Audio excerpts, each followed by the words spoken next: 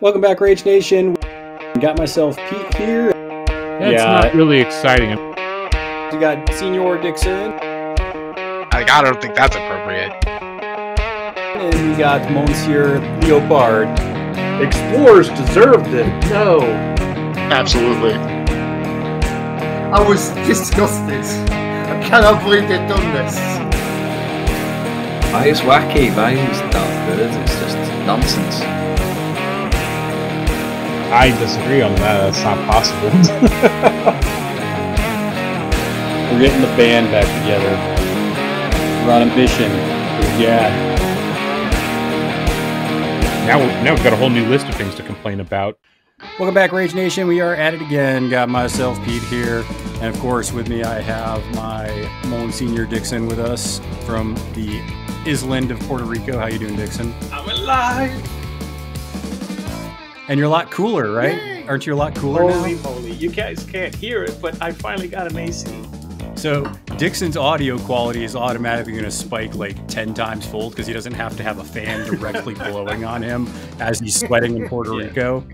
But we also got with us a couple of good, decent Texan folks with us to talk about some Neverborn nonsense. We have Doug with us, of course, and then Andre. How are you gentlemen doing? Doing well. Enjoying the stuff that I've gotten from Ashes to the Table so far. So nice. And I'm doing pretty good. Just came off a Karis game today for the Mouth World Series, and that went well. So my morale is currently high. But were you playing as Karis or against Karis? Yeah, I was playing as Karis. So it's what you call it? It's an Iron Scorpius required kind of tournament. Okay. And so I picked Arcanists for fun. And Karis plays a lot like Nekima, I found out.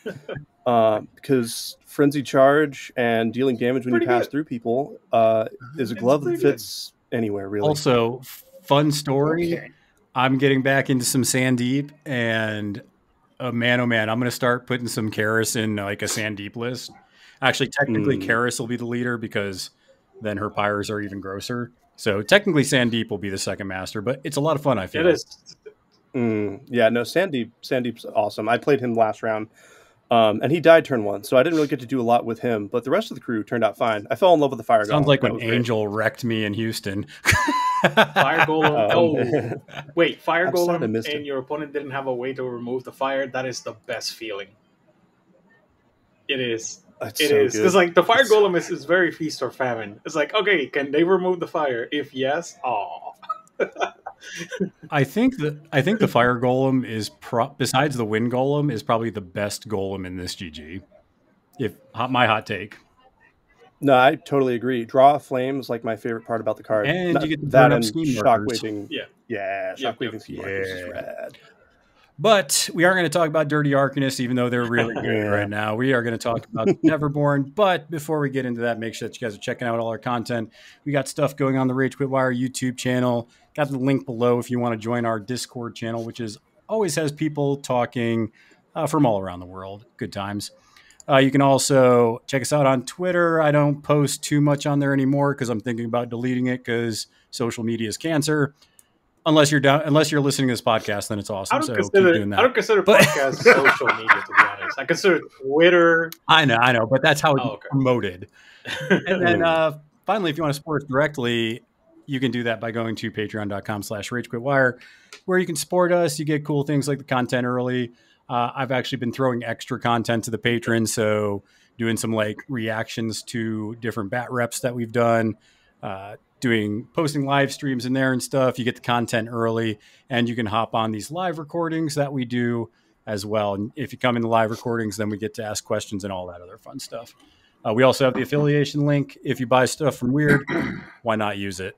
You can do that at Give Us Your Money, Please. Thank you weird.com/RageQuitWire. And a little bit goes back to the podcast. So yeah, let's get into some Neverborn stuff. Let's get general takes here. So I think a lot of people are kind of assessing how their faction's done as far as the Ashes release goes. I know I've talked to a lot of Bayou players after the last episode. They tend to be a little down. They have some good models, but then a lot of what am I supposed to do with this type of reactions? So I don't know how you guys feel like the Neverborn players are reacting to these new models. I think we may actually have all three because I think that we got shafted. Yeah, I think that we got shafted. How do you guys feel? How about you, Doug? I feel like one of my mains got a huge bump. Titania got some much needed love in Ethania and the carnivorous weirdwood, or as I like to call it, the angry tree. I think Marcus got the hard shaft because he got one thing. He got one model. Cedra and Sightless Snow. That's not two models, it's one model. But it's a really good model.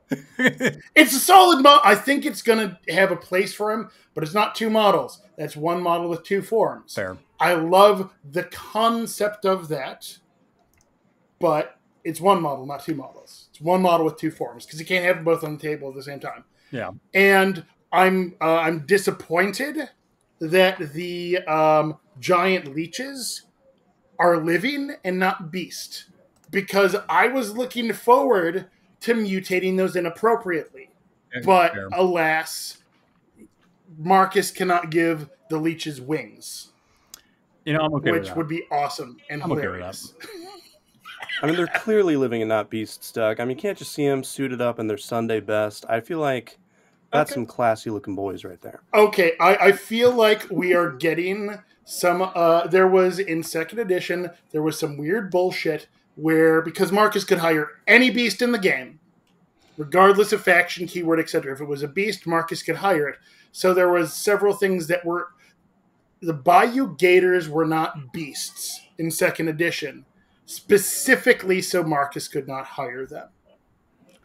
And so now it's like, oh, well, they've got these giant leeches, which are a fucking beast, but it does not have the beast characteristic, so that Marcus cannot mutate it inappropriately. So that he can't make them good. He cannot make them good. Marginally better. Do you think that good? He can make them good. I think I think they'll be this though. Is that kind of part of the problem with Marcus, though, when you're doing a new model for either Arcanist or Neverborn, is I feel like Weird has to be careful what they classify as a beast, because that could just unnaturally buff Marcus if you give like a sweet beast to the faction. Here's the thing. What they do, they put him at their Swamp Fiend. Just put him in Bayou. Yes. Then he can only gain access to them if he does something stupid, like having Zoraida as the primary master and Marcus as secondary. Yes. Now, then he can do stupid shit like that. Okay. Before we continue deeper into this rabbit hole for no reason. Yeah, Andre needs to give his general reaction. Yeah, let's talk to Andre. Poor Andre here was just going to be like, I feel sad. No, he was really beefed about these things. I see that.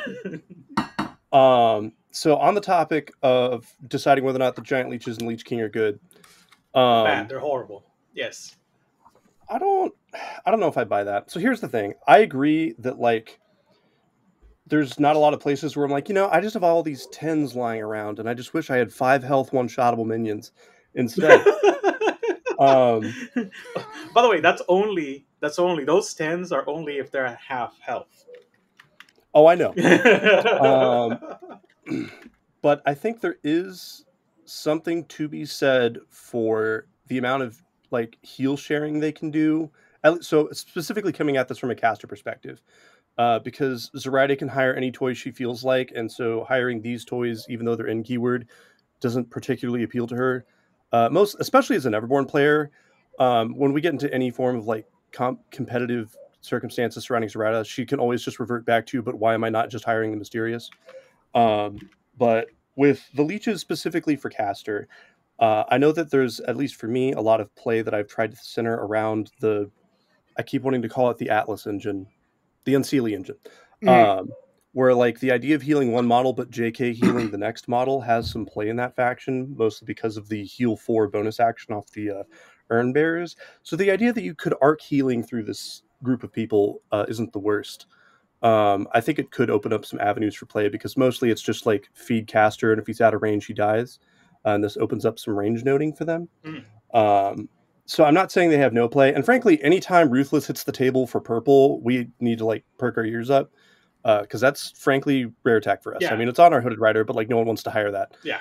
Or Carver. And then otherwise, exactly. So like Carver as an 11 stone hire out of keyword is a joke. So like anytime Ruthless hits the table for a purple model, we gotta pay attention. Yep. But I think that the fact that the Leech King is not a henchman kind of throws me, to be honest. Yeah, he has like shit stats, and then he's also not a henchman. It's like, why? I mean, sorry, I'm just very livid. I mean, 9 wounds on an 8-cost model with a defense 5 and no other defensive measures. Yes, you're right. I'm sorry, evasive. He has evasive. Yeah, no. I was just saying that normally you've got about the same number of wounds as your Soulstone cost. So he's got one more wound than his cost says he should have. That wasn't me defending him. That was me going, well, he's got this, maybe? Well, and I think the kicker here is that he can function within specifically the context of a caster crew at a distance where he is not necessarily having to, he's not having to go toe-to-toe with the Peacekeeper per se, because that's mostly in either crew caster's job or Barbarossa's job. Yeah. So there are frontliners that can, eat the beating for him. And then Blood Magic can kind of come up from behind that. I guess the issue that I have with Blood Magic is that it's in a place where you're already winning anyway. Yeah. Where it's like, oh, I got this model down to half health. Now I can straight flip it to finish it off, which sounds cool. But neither keyword that he's in really wants to spin the cards on that in that place. I mean, if the 5 damage does it, then the 5 damage does it, I guess. Yeah. But, and I got, by the way, these are arguments that I heard too, was you're in a keyword that draws a lot of cards. Swamp Fiend. You're forgetting that you don't need to do something with the summon model to have it be valued. If he eats up an action from my opponent, he was worth it. And I'm like, what? That's not how this game works. Sorry, but yeah. Yeah. Yeah, well, because you want to throw your severes at duels passing, generally speaking. Like being able to cheat a straight flip for damage is awesome, but odds are that means that attack costs you a severe to hit and a severe for damage. Unless you just have absolute card superiority of your opponent. Yeah. It's not a scenario that you really want to plan for. I think one of the biggest, stupidest oversights in my mind is the Leech King does not have infested with leeches built in. If he was a henchman, I could almost palate it. Apparently, he's a leech. The fact that triggers not... He's a leech homeless he's a leech person. prince. I don't know. Yeah. He's the Leech King with gratuitous air quotes, I suppose. No, that's one of the things that I always advocate. Make enforcers better than the average model of that point cost to like a significant, point. And him not being a henchman, like, it really throws us off. It's like, wait, this is really bad. Like, it was bad before, but this is like, it's especially bad. You know what he's really great for, though? Giving your opponent in your face. Yes. He is real good for that. He is incredibly good at giving your opponent in your face. They'll like push models out of the way just to... Well, and if his summon was not an attack, like why is that an attack? Not even the Leech's version of it is an attack, but his is. Yeah. So you have a defendable action that still has a high TN. Yep. Yeah, I don't know about him. Dude, I it's think so funny, of the like you losers saying that all these, because like people of the GG. Yeah, people were like defending this guy to death. It's like, dude, it's so cool. He's gonna be winning so many games. You're so wrong. And I have yet to hear of a single battle report that is positive about this model. You know what? If I this love model the gets concept. Yasunori'd, I'm okay with it because I don't like leeches. Yeah, he's gonna be Nationality. Like it's just immediately. People are gonna try him for a couple of months, and then he's just gonna be gone from the lexicon of the game. Okay, I think to be fair, quote, to be Yasunori'd should mean that you are so good that you get nerfed and then never get played. True. This dude is just DOA. There's... Yeah, I love the concept, but he's falling into a spot where I don't see a place for him in Zoraida Cruz, and I haven't played around with Castor, different, options with Castor to really see if he's filling a spot that is not filled yet. What was that, Andre? Castor is inundated with good choices for models at cost 8 and 9, and they're henchmen to boot. Yep. So the Lich King is not providing anything that either of these keywords really need. So I have a proposal for you, fine Texas gentlemen. We talked about the leeches and the Lich King on the Bayou episode. We talked about it on the Rezer episode, and nobody had great uses for it. So I suggest we just kind of put this model aside and look at some other things. Deal. I mean, let's go with a word that I love, which is woe. So I do love delirium, but I have heard people that don't. How do you okay, let's start with Andre this time. How do you feel about it? I mean, it's hard for me to say no to a health for cost incorporeal model with Terrifying 12 and Min 3 to boot. Dreamer, I feel like, has been looking for a model that isn't... He wants desperately for Teddy to be good, and it's not. And he's looking for someone in that same pay grade that can beat face a bit. Oh, man. And I think Delirium fills that bill pretty well. Stone isn't Teddy 10? Also, yes, it does. Yeah, also saves you, which is also sad.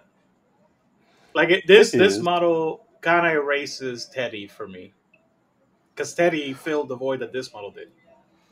I mean, Teddy erased Teddy. I think this is just now a usable. No, Teddy. I wanted Teddy to be good for so long, because literally all that dude needed was like hard to wound, and he could have been fine. That's because true. he is just a bad peacekeeper, frankly. Okay. For the same cost. Like Terrifying 11 stops no one. Defense 4, like Armor 1 is paper thin, and then they're just going to straight flip him for like Mod 4, Mod 5, and he has nothing to do to stop it. You can't put Soulstone Cash on him to save him like a PK. There's nothing, in my opinion, like, don't get me wrong, I see Min 3, I see Flurry, I love Teddy, but let's get back to Delirium. Delirium doesn't have those problems. A, he's Defense 5, which is already miles better. I like Incorporeal much, much better than Armor because, I mean, A, Hazardous Terrain is trash, and B, most things don't punch Incorporeal like most things punch Armor do. Yeah. Right. And then Terrifying 12 is like an actual number people can potentially fail off the top. And then you tie that all together with the opportunity to force card discard in a crew that's already drowning and executes. I think this dude's got a lot of play. Well, and not only that, there's a couple of things that stick out to me. It's another model that has Lucid Dream, so on the Dreamer side, that's great. And then the other bonus, Autophobia, with this hilarious trigger, I've got your nose, is just amazing. Just giving out you're giving out Adversary, which is just solid, right? That's just like never going to be bad. You just always good to have. But then I got your nose trigger until the end phase. The target suffers negative to willpower duels generated by this model. Seems pretty good. Oof. Yeah, no, that's big. Well, I mean, and it is just Adversary Delirium. But, I mean, if you got Delirium on the table, well, obviously you have Delirium on the table because he gets Adversary Delirium. But that's going to, plink them for the misery. Or if you've already plinked them for the misery from Delirium, you can plink them from the Delirious Thralls. I mean, in response to you targeting the model, if you're confident that you're going to hit, you can remove the whatchamacallit, you can remove the Adversary to then put it again if it's a following turn. Oh, of course. Now, yes. Correct me if I'm wrong, though. I don't see anything that hands out stunned on this model, so that's the only thing I see that I'm kind of like, eh. Yep. No, that's correct. He does not. Well, Psychotic Influence. I mean, okay, technically, turn into stun. Technically, you could put stun, but more than likely, you're gonna put like fire or poison. In my opinion, well, fire. You definitely want to put fire unless they feed off of fire. Well, I mean, it would be so if on his Psychotic Influence, you can either do 1/3/4 damage or end a condition. If the condition was ended this way, the target gains a condition of this model's choice with a value of 1. Exactly. If any is the key word here, yeah, because that means that he can hand the target stun to people. Correct. Right. I'm not disagreeing that he cannot put stun. I'm saying that more than likely you're not going to, but you can. You are absolutely correct that you can. I will further say I did a live stream last night on kind of my reaction to playing Sandeep against Pandora, and I specifically said that bringing the fire golem was a mistake because Pandora can just end the condition, right? And here's another woe model that just says, you're not on fire anymore. Go die not on fire golem. But this one targets willpower. I mean, it's, you have high willpower and send deep, right? No, it's a 5 on the fire golem. That's not high at all. I'm excited for maybe for Bayou standard. Delirium. Having that, a move 6 incorporeal. That's good. With a 3/4/5 attack. Suddenly he's like just go charging through. I'll go poof, hi, fuck you. I feel like this model was like dreamed up for Dixon, if I'm going to be honest about it. I mean, don't get me wrong. I was very tempted to stay playing Neverborn because of this model, like 100%.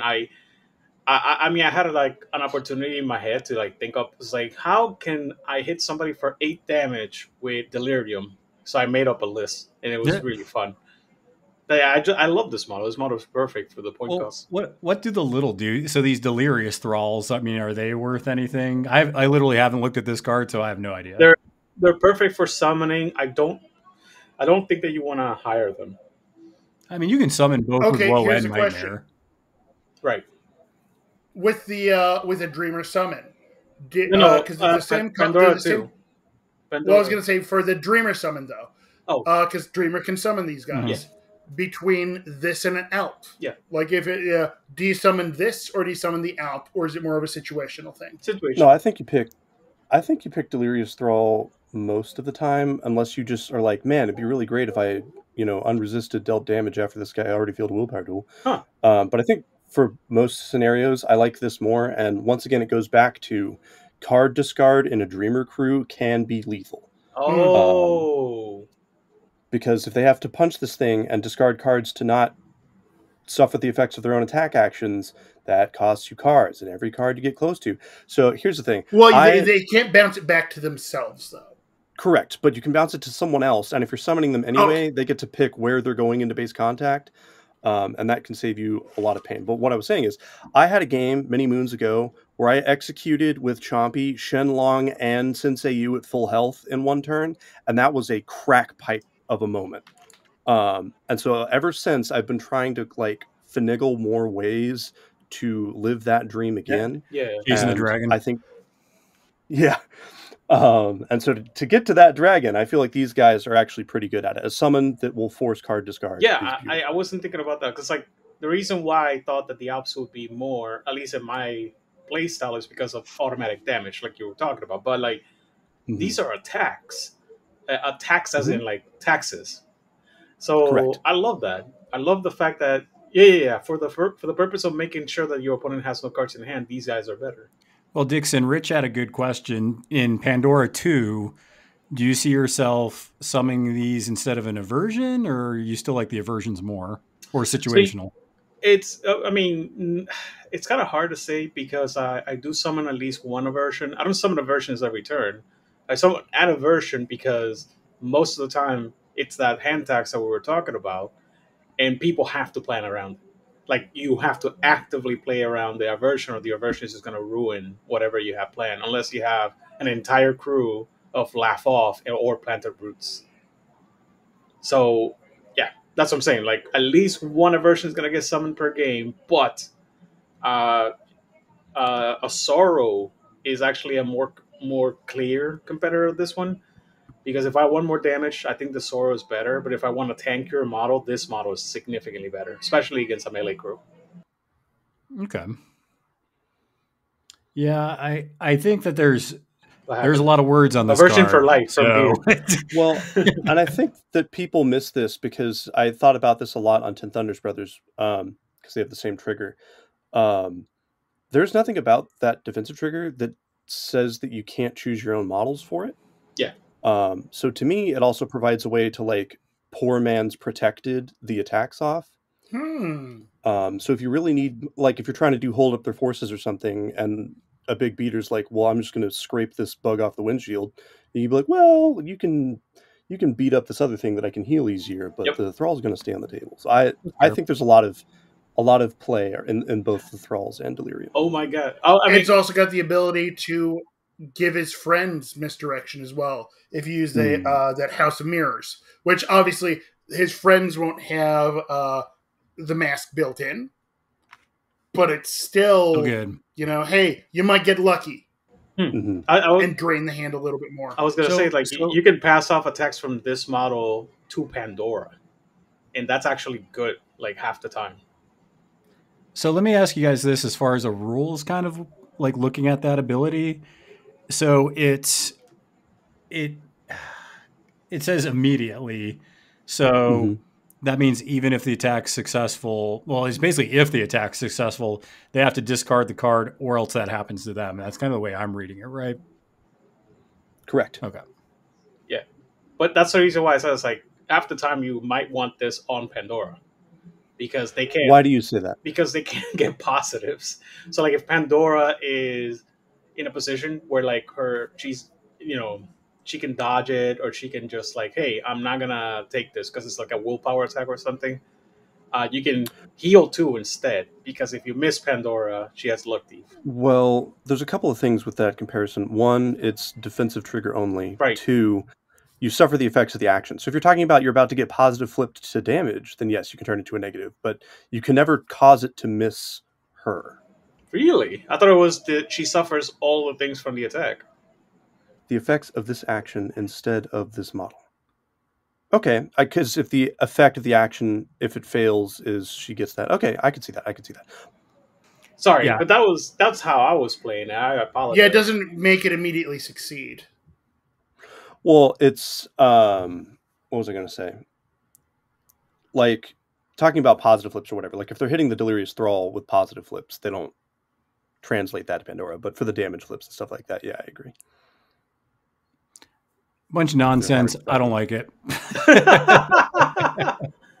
It seems like it's going to be a tricky little jerk in people's face, and it's going to make them have to make some very hard decisions. Yeah, it's one of those things where Dreamer and Woe, specifically Pandora, they already have a bunch of things like you have to know how to deal with this crew, and if you don't, you're just going to get like rickrolled, right? So this is another one of those like Pandora tech pieces that you just got to mentally be ready for, otherwise you're going to flip the table. Oh my God, Beer just reminded me something. Pandora 1 can give herself the mask. Little Dixon. Pandora Mask can give herself the mask to automatically get the misdirect as well. I mean, I'm not going to... Oh, wait, how's she doing that? Pandora 1. Yeah. Pandora 1. How is she doing that on Pandora? Yeah, she has a Spare Influence. The Spare Influence is an action on her card. Look at it real quick. You can discard a mask to give her... Oh, there it is. Yeah, okay. That's pretty good. Okay, yeah. Sorry. I thought it was I thought you were talking about a front of card thing. No. I've seen her on the front of card. I haven't seen her in a while. No. Oh, back of card. There you go. All right, so I guess the question then we ask for all these models is, do you like these better in Woe or Nightmare, or do you think that they got a spot in both? I don't know what you guys think. I think they have a spot in both. I concur. I think both Delirium and Delirious Thralls have a spot in both Woe and Dreamer. I mean, I play Dreamer more often than I play Pandora. Okay. So I'm looking at them more from a Dreamer side of things. Dora, it just always felt mean when I play her, so I just don't tend to put her on the table. I don't know, Doug. You it just feels mean. Pretty good with Dreamer. That was pretty funny. So I don't. Yeah. I did feel a little. I did feel bad after that one. No, dude. No. He needed to learn. Okay. I thought Dixon's he was victim blaming over here. I was a victim blaming. It's a tournament. The man knew what he was doing. Bro, he had it coming. I mean, just look at what he hired. I mean, BB did jump out of the submarine. That is bold. It was a bold move. It did not work out well. Yeah. Bold strategy. Okay. Let's see how that pans out. I like I won't like it when I play against it, but the Delirium is definitely going to have a lot of play, I feel. And then both of them can summon, so you're going to see these little thralls running around in the wrong situations as well. Yep. And I'm from a hobby standpoint, I'm very much looking forward to Delirium's model. That's going to be really, really cool to paint. And the Delirious Thralls, looks like they're going to have some really. I mean, yeah, they're a dude in a morph suit, but who's got like blades of mirror stabbing out of him. That I think that's a really cool model.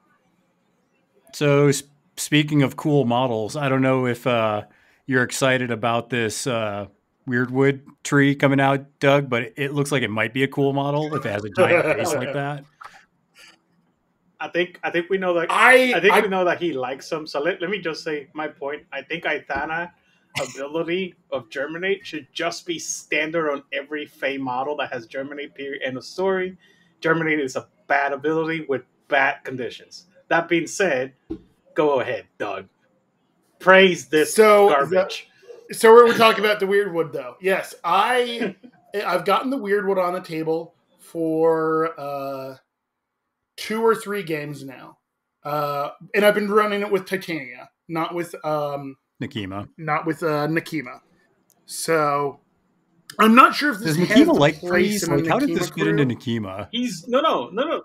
This tree is better. Well, it's a tree with black blood. Zombie Nephilim. Sure. The zombie Nephilim is the only one that's not. I feel like they shoehorned that one in. If you play the zombie Nephilim instead. Yeah, I agree. Really? I don't know, but I have really been enjoying it. So a planted roots model, always good, with a 2-inch engagement range. Not bad. I love a planted roots model with a 2-inch engagement range because, like, okay. I'm going to go take over the middle of the board, and there's nothing you can do about it. And I'm going to drop some markers underneath. Okay, I'm getting just over the board. I'm going to have a bomb marker underneath myself. Do something about it. I mean, this... Or, hey, I've got this strategy marker for Raid the Vaults. You can't knock me away from it. To be fair, like, and once again, I'm just looking at this card. This is actually the first time I've looked at it. Okay. But it already seems like it has more play than the Erymanthian Boar. So, I mean, that's something, right? Yeah, absolutely. That never hits the for me. Okay, I love the evil. So the thing that I like about it's a beast, and I don't play it. The thing that I like about this tree over the zombie guy is that he regenerates the bodies that get removed. So, like, that literally is the one thing that I enjoy about this model. The fact that he's stat 5 on all attacks is kind of concerning. I would like its bonus more if it was called Snuggle Vines instead of Snagging Vines. Snuggling would have been better. You would. Wait, but you know what? You're using a lot of times you're using the Germinate because he's got that Cradle of Life trigger, which is awesome. So, Titania crew. Okay, we all scoot up a little bit then. He's like, okay, I'm going to take Germinate as a bonus action. Cool. I'm up on the center line there, and I'm dropping stuff. It's Mega and Leap. Making your life hard. You're describing Mega Leap, which is great on a 50 millimeter model. I get that. But I think this model is more utility than anything else. Because, I mean, he has good defensive values for a 7-point model. But I think dropping corpses in a Nekima 2 list is huge. Andre, have you gotten any better at playing Nekima 2? Any better? You yourself said that you were bad at Nekima 2. I am bad. I stick by that. Okay. I was just confronted with my own inadequacy. Hey man. I think the fact of the matter is, even in GG4, I like Nekima 1 more, honestly. And with this is a rabbit trail real quick, but Maurice has really opened up a lot of play for Nekima 1, as have the dogs. Oh, so good. So, like, I don't dogs really see the need. Marcus. I don't see the need to bring Nekima 2 as much. Okay. Just because Nekima 1's options have really been opened up by other models that you can run and then just continue to be faced. But specifically for the Carnivorous Woodwood, looking at this card, the front of card, as a Nephilim player, feels great because +1 defense, armor 1, and planted roots is like, wow, that's incredibly tanky for a Nephilim.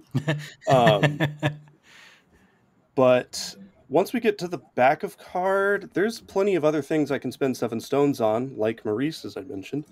that I don't really see the need for the Carnivorous Weirdwood here. I run just hire the 4-dog version lists of Nekima, so I don't really need the Corpse Mancy. I've actually given up hiring shamans.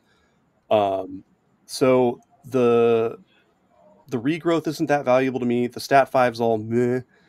And Germinate is good if you're also bringing Ithana, which I like Ithana, but we'll get to that. So like by itself, if I'm just like, here's a mostly normal Nekima crew, except I have 7 stones I'd like to spend, what'll I do? Like 10 out of 10 times I'm just hiring Maurice. Okay. So that being said, I could imagine a scenario in which I'm like, dang, got a terrible hand, but I'm having this fight near this spot right here, and I have a 6 ram, things are about to get spicy.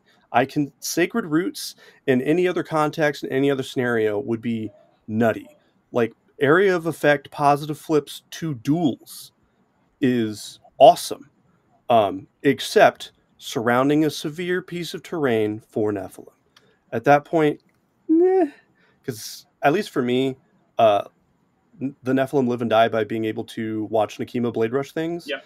And putting severe terrain down on the board is antithetical to that desire. I call that the crisscross applesauce. Whenever Nekima does that, just like charge, go through, charge, go through.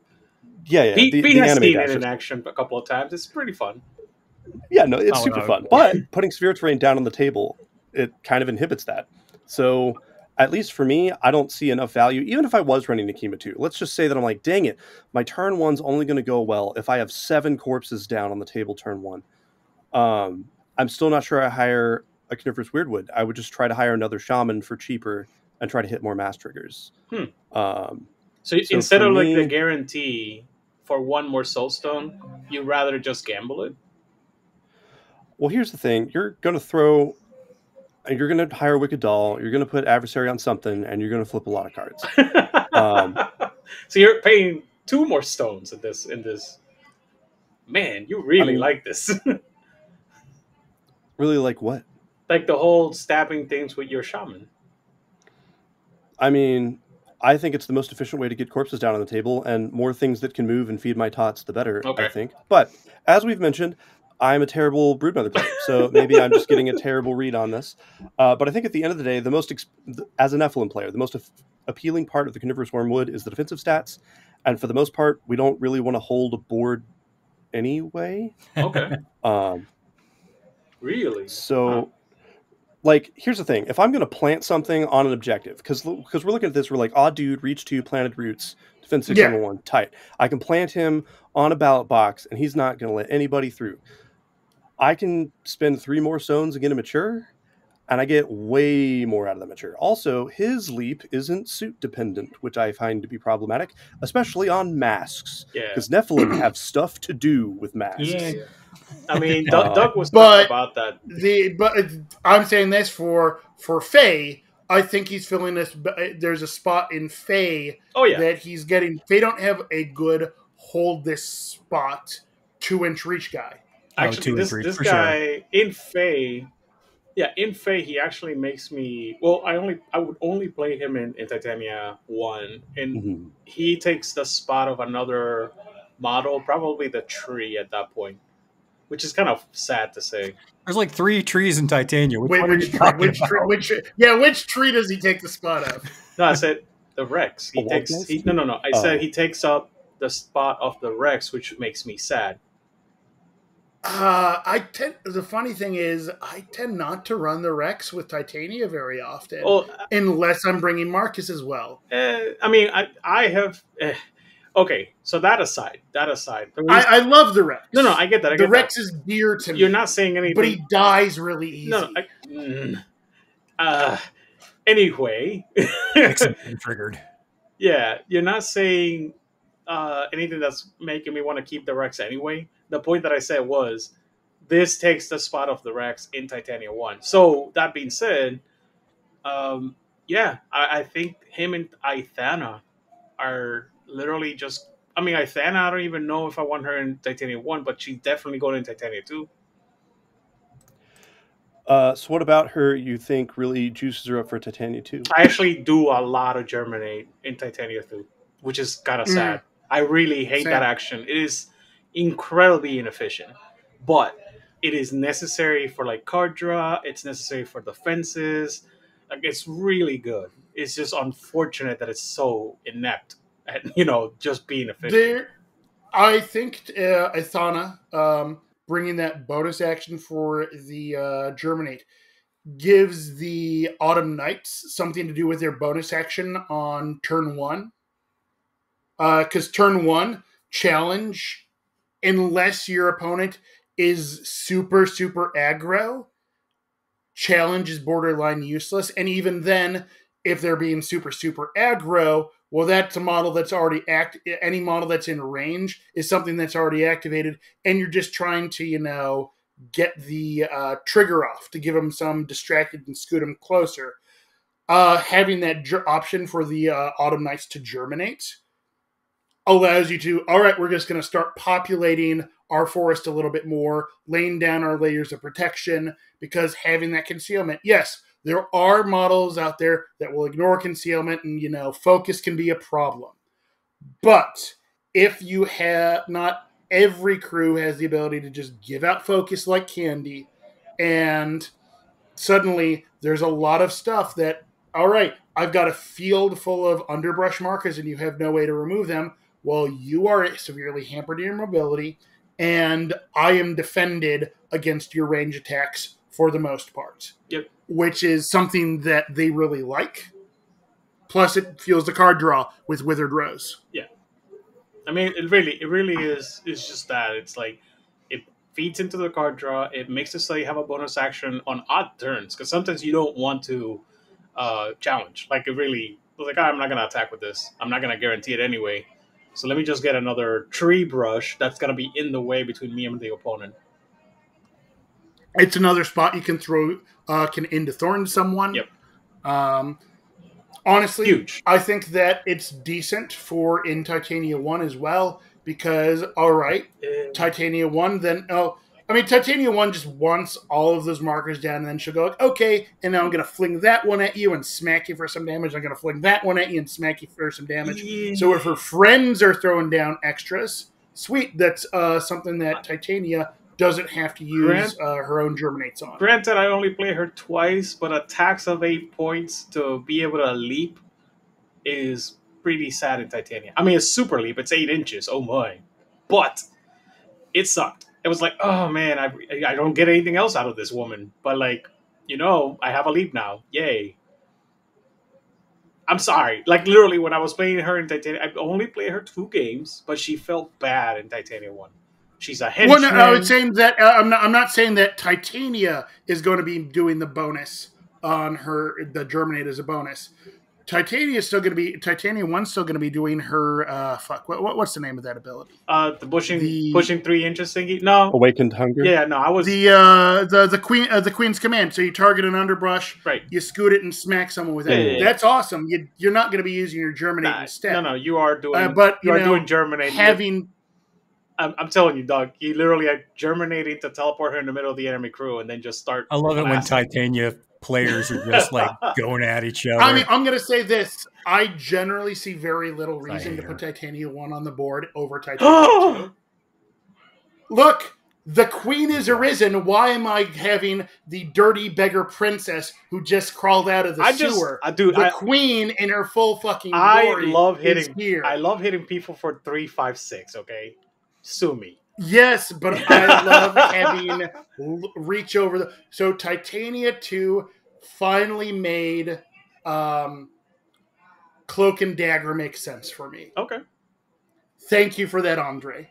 You're welcome. Because you're the one who pointed it out to me at the Railroad Avenue Rumble thing. Like, oh, shit, this makes sense now. I can actually finally play Cloak and Dagger and it not be awful and like pulling teeth. I can be cheeky. Dude, it's kind of funny stealing people's tokens with Titania. Oh, it's hilarious. Yeah, because like nobody expected. You're like, okay, so they fight the dude and they stole the intel tokens from the dude. And then you're like, all right, activate Titania. Yoink. and that's one that I hold in the back pocket a little bit there, because even if they know about it, you tend to forget about it a little bit. And I do want to point this out real quick. Isn't my champion yet? What's up? Yeah, I do want to point out that Liam did say, and I think this is good for newer players that are playing some of these new terrain creating crews, is that Liam did say that this is, I guess, the only model in Titania that actually drops an underbrush marker as opposed to creating it. And the difference for new players, Titania 2 is the other one. Yeah, and the difference for new players, Titania 2 is a create. Is that you can drop a marker underneath models, right? As long as it's not like impassable, obviously. But if it's a create, you can't do that. You can't, slide it underneath a model essentially, unless it says create in base contact with, which some models do. And the reason is because in crews that can create like pit traps, when it says create a pit trap, if you could just drop that underneath a model, that would be severely better, because it's just like, oh, all of a sudden you're just taking injured and all this other crap. Severely better. I do this. Well, and I think Ithania, as Liam said there, the Ithania is a great counterpoint to the Mysterious Emissary. And I mean, when I've ran the Emissary along with Ithania in a Titania crew, she's out there chucking Thirsty Roots, her shockwave, and everyone on that. After turn 1, there was no one taking that at anything less than -3, because okay, I got underbrush and a hungry land. Oh, look, there's also a scheme marker there. Oh, and a strategy marker. And a corpse marker. And so literally there's just all of these different flavors of markers right there.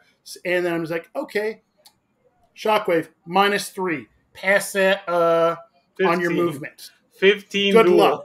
It's a movement 15 duel. Yeah. That's a 9 for really, really speedy models. And Andre, correct me if I'm wrong. This does seem more of like a Fae model. I don't know if you see any use in Nephilim, but I see a lot of use for Fae. Oh, no, I totally see use. So here's the thing. I've been, sitting at the altar of the God Empress praying for coordinated attack anywhere. And so far, the only thing we really had was either, dual mastering with Zoraida 1, which is already ick, or... the sidearm attack on Angel Eyes. Super excited to use that, let me tell you. But now we have an in-keyword model that's like, here it is, Nekima. Here's your 2 extra attacks a turn. Because I'll stone for that. Because if I'm going to stone for Shove Aside, I am for sure stoning for coordinated attack. It's also Well, and that's awesome. You'll get a positive on your... you get a positive on the duel. Ithania gets a positive on the duel because your friend is right there. So okay, I've got a positive. I'm stoning. It's stat 6. And it's against defense. When Andre said he had other masks that he needed to use, this is what he was talking about. Yes. Okay, here's a question. Do you is that worth putting an Ancient Pact on Ithania? I don't think so, mostly because here's the thing. Ithania is fine for the slow pace of the Fae by herself, but if Ithania is going to be in Nephilim, she needs a mature daddy to ride on. Otherwise, she's not going to get into a place where that attack matters. True. So she needs to have a mature in the crew in order for her to function well, and that means that a pact is going on a mature. And frankly, if I'm already hiring this much keyword stuff anyway that wants to ball up, I'm probably going to go back to also hiring a shaman, and there's my 2 packs, because we are very, very card hungry anyway. So to me, I don't put pact on her on initial reads, but I could be convinced otherwise. But as much as I'm also not super convinced to put pact on Nekima, I'm not going to put pact on Ithana either. No. Yeah. I mean, it was just kind of like, because that sounded like a critical spot there where at the wrong point in the turn, you're kind of fishing for that black if you don't have it in hand or it hasn't come up. Oh, Nekima will find it. Fear not. Oh, yeah. Yeah. All the cards! Yeah, it's just flipping everywhere. I was going to ask, I don't see any way or reason in Nekima 1 for the bonus action on Ithana. So am I just going to chalk it up to situational? The bonus action, her bonus action is great. No. Hey, I meant for Nekima 1. That's the reason why. Yeah, Nekima 1 specifically. I mean, heals is heals. I'm never going to turn down a heal, and there's no other bonus actions it's competing with, so I'll take it. And if Nekima is doing her job any kind of right, there will be corpse markers on the table. Gotcha. But and you could end up with a that underbrush marker down on the table because like, oh, you want to put out that underbrush for the nice big fat gigantic shockwave. Always hilarious. And honestly, that's one where, oh, you got your friends nearby there. Sweet, I want to hit my friends with that shockwave because, blood on everyone. Hit them with the shockwave, then hit them with some black blood. That's just mean. Well, and I can certainly see scenarios because having played dog spam Nekima so far, there's definitely been some situations where I'm like, man, I would really love to not have to walk over there to pick up that corpse and then go run off and do dog things. But a 3-inch scoot would have done it. So if I could just be like, here you go, pup, get out of here. For a bonus action that's not competing with anything, I don't hate it. Like, is it the best part of the card? No, that could be blank, and I'd still probably hire Athana, but it's not bad. Sounds like you're just bringing it purely for that one trigger. I mean, it's a great trigger. Yes, that is correct. And I think Athana is quite possibly one of the best models that we got for in Ashes. Yep. My argument is that she is the all-star of Ashes for Neverborn, and she helps out Faye so much. Because let's be honest, Faye don't have a henchman. Yeah, that's fair. You're not wrong. Yeah. We don't have a henchman. I mean, yes, I don't technically Ashlyn exists, but we don't have a henchman. Yeah, I don't think that Athana is like great. I think she's good, but I don't think that she's great, except for the things that we talked about. So I think she's the second best model that we have from the models that we have, and that should tell you how I feel, because I think she's good, but not great. And I think Delirium is fantastic. Delirium is saucy. I feel like Athana does a lot of stuff that isn't particularly mind-blowing or flashy. Right. To me, because everybody's looking at Athana and getting their own favorite thing about it. Like, Doug's excited about bonus action Germinate. I'm excited about coordinated attack for Nekima. I just feel like there's nothing on the card besides debatably the bonus action, but I'm never in a situation where I'm like, man, there's no value to heal for. So, like, there's not really any fat on the card. Everything has a place for it. I would even say that the opportunity to trigger injured on a target on her melee attack is actually a decent option. Oh, yeah. She has a good attack. It's kind of weird. It's like it heals her for 1, it's 2 for 5, and it has Bloodlust as a trigger. So it's like, it's not bad. So there's not stoning out of it. Like, I don't mind it at all. Well, because Nekima already rests in trying to establish stat superiority anyway, where it's like, all right, well, I'm stat 7, so hope you got good cards. So if you only have one good card and you want to stone for an injury, I think that opens up more plays, especially as an opponent, even just psychologically. If you're like, well, Nekima flipped an 8, so she's at 15, but I'm defense 4 right now. Would I like to cheat a queen to see if he can choke out a 9? Not really. Oof, yeah. So I think that there's a lot of ways that we can use this model, and none of those ways feel like 2/3 of a henchman, right? Because you have those jack of all trades models. They're like, I can't do anything. Yeah, but you're like, yeah, but you suck at all of them. Whereas in this case, she's got a great shockwave if you don't have a good hand. Desmona's Thirst can really cash in on some great beaters. I like Killjoy and Faye, frankly. Or if you only have like a half good, half bad hand, setting up Blood Loss is good. So she has scenarios where she's always useful, and I like that. And she's in crews that either doesn't care she's slow or can make up for the fact that she's slow. Yeah. Because to me, she's competing with Hayridden in that pay grade. And I get to save a stone and synergize well with Nekima. Yeah, actually. So I think she's good. That's a great point. If she does take over Hayridden. I didn't even think about that. And I mean, in Fae Crew, she's a little less slow because, okay, you bring Titania 2. Hey, she gets a little scoot. Yep, she does. You did that little scoot, not bad. Yep. I honestly, the literal fact that she is a mid-range attacker in a good counter attacker makes her like perfect, in my opinion, for my Titania 2 crew. It's just I couldn't find a good spot for her in Titania 1. And again, I only played her, a couple of games, but she felt lacking. Anyway, that being said, what do we have now? So, well, before we get into that, it sounds like both sides like these models, or is that kind of the general consensus then?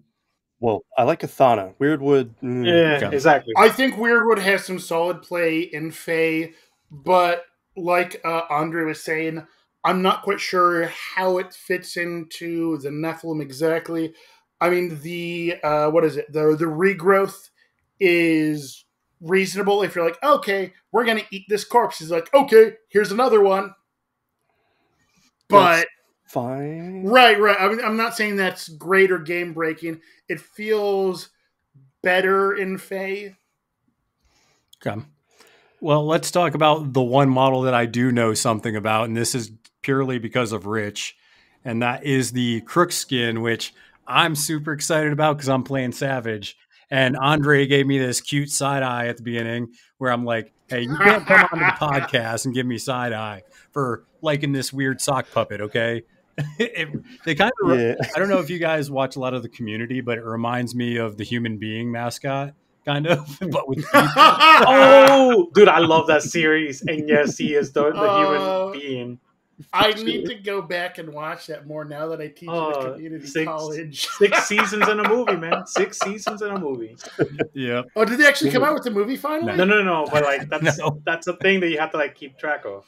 Because like they definitely, the only thing that's stopping the movie now is Danny Glover. Is Danny Glover is literally the only thing. The kid. Is it Daniel Glover or is it Danny Glover? Donald Glover. Donald Glover. Yeah. Sorry, it's Danny Pudi and Donald. This Glover. is Danny Glover is too old for relevant to Crook skins. Let me tell you. Anyway, back to the human beings. The Crook skin. It is also mimicked, so you got to keep that in mind. Yeah, I love this model, but I only think it's good. I don't think it's great. Yeah, I'm not sure. Go ahead, Andre. Go ahead. Sorry. No. Andre, say the thing. Okay, so here's the thing. The Savage keyword. So for Mimic, I think this is dead on arrival. I don't think there's anything in this that Lucius is like, finally, a mid-grade minion I can waste soul stones on. I feel like if you're going to run something that has stealth and is annoying and run schemes, you're going to take changelings. And if you want, I don't really know what else this does, frankly. Wow. If you want, to be honest with you, because here's the thing. If you want like mid-grade beater, I don't know why you're playing Lucius, frankly, but you would just hire other people's beaters. If you're going to be like, man, I would really love to dump AP into someone that's scary, it's not going to be this guy. No. He doesn't have following orders, which Lucius is so hungry for card draw, it's a concern. So I don't really want to funnel AP this guy's way. So for me, I think for Mimic, he's terrible. And they already have models with stealth. So for Savage, I also can't really buy it. So not that Savage isn't constantly hungry for more ice pillars, or so Savage players would have you believe. But I like the hyenas. The Boltungan. I like Boltungan better at this pay grade, and they're cheaper. Huh. So their movement is trigger dependent, which I would assume that Savage players everywhere are already familiar with the performance of minions that need triggers they don't have baked in, looking at Cyclops. You got to wait on the old ways to come through, man. You got to wait on. Yeah. I wanted to live that dream, but the Cyclops are unreliable because they can't find their tomes, and I feel like the Crook skins are also unreliable because they can't find their masks. So you're basing the entire value. Well, see, the Crook skins has the tome that the other one wanted. Right. Sure. No. They traded. I just want to point out you're valuing this entire model on him not having the mask to do secret passes, basically. That is correct. So what I assume, let me lay down some track here. I assume that you're excited about stagger into agony for 2 attacks. Is that what we're excited about? That's one of the things, but no, it's a couple of things. He's cheap for 6 points, 7 health, and hard wound. It's a combination that's very hard actually to take down easily, especially with a beater that's not Last Blossom. So, have you ever played McMorning? No, that's what I'm saying. It's like McMorning is a master, so you're seeing one master of like 100? Okay, you're right. Let me rephrase the question. Have you ever played Flesh Constructs Kintoroi? What is this other garbage No, minions? those are two. Giving me flashbacks here, man. Yeah, they have to have double rams for that. I don't think you can do that with them. Well, no, my point is that the +1 health for cost hard to wound package has saved no one. Oh, I see what you're saying. Gotcha. So let me defend the human being's honor here a little bit, okay? Sure. So, and there are two of them. So just like the community, there can be a male and female version of the human being, which is cool. But anyways, so I do like this model in Savage. I've played it in both the games that I've recently tried with them. One game I brought one, and the other one I actually brought two, and it was Raid the Vaults. And I actually like I said, I like them. I think you're right. There are games where you'll take the Botungan instead. But what this really does bring, if you bring like a Gigant, you have the ice pillar built in, so you can literally just kind of like, oh, I'm going to walk, and then do my thing. And obviously, you're only doing that if you have a ram in hand, or you can Fandango one. And get the Shattering Surprise, which you have for Yuri 1. You have Shattering Surprise for the Cult guys, and you have Shattering Surprise for the Gigant. So you kind of have an interesting, and I'll say this for people that have played Guild Ball, but those of you that haven't, it's kind of a resource generator for kind of a payoff. And when I was talking with Rich about this, he compared it to the farmers in Guild Ball, because the farmers would put out these crop markers, and then you harvest them to get influence or get effects in the game. And the Crookskin's kind of what we'd call a planter. It's going to put out that ice pillar for you then to get effects off of. And that could be teleporting. That could be, shooting with Yuri 2.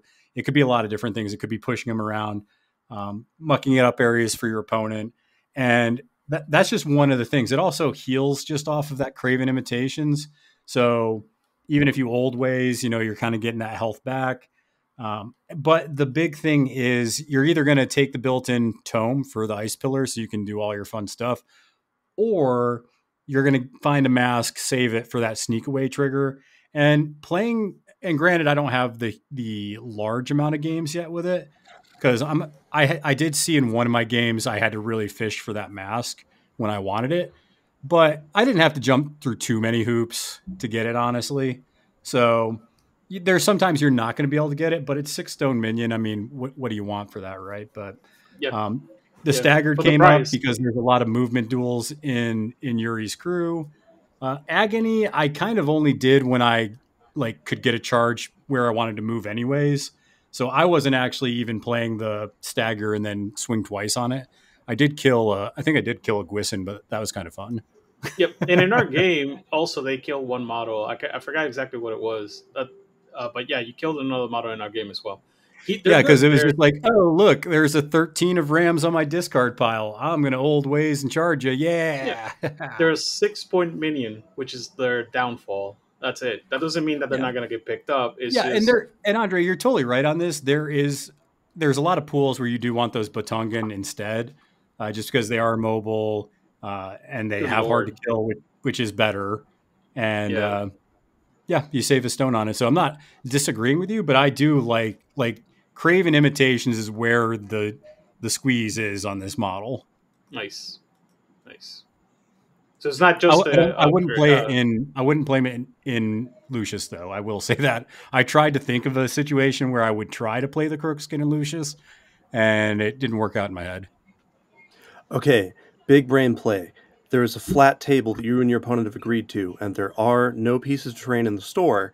Now you can bring the ice pillars so that Lucius 2 can still teleport. That is the one thing that I saw some Lucius players talking about. They're like, oh, this is someplace you could, secret passage to. But I'm like, how many boards have you played on that doesn't have blocking everywhere? 8 pieces of blocking terrain? There's plus the 2 strategies that provide it for you.